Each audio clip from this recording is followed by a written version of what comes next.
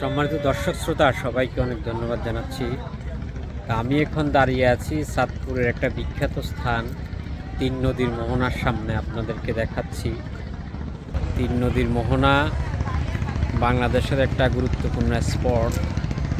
আপনার দর্শক, সৃষ্টিকর্তার কি মহিমা যে তিনটা নদী এখানে মিলন ঘটেছে, এটা নিয়ে কিন্তু অনেক শিক্ষণীয় বিষয় আছে। মানুষের অনেক চিন্তাশীলতার বিষয় আছে গডের ক্রিয়েশন নিয়ে। যারা চিন্তাশীল মানুষ তারাই এটা বুঝতে পারবে।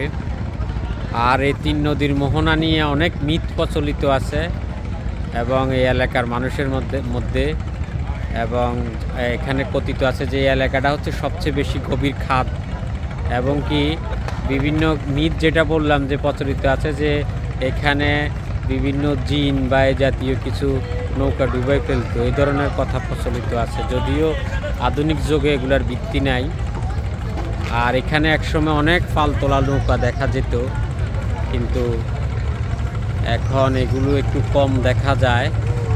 তারপরও এখান থেকে আবার দর্শক এখান থেকে মিনি কক্সবাজারে চলে যায় নৌকা। তো আপনারা যারা এখানে আসতে চান ভ্রমণ করতে পারেন, অনেক ভালো লাগবে দর্শক।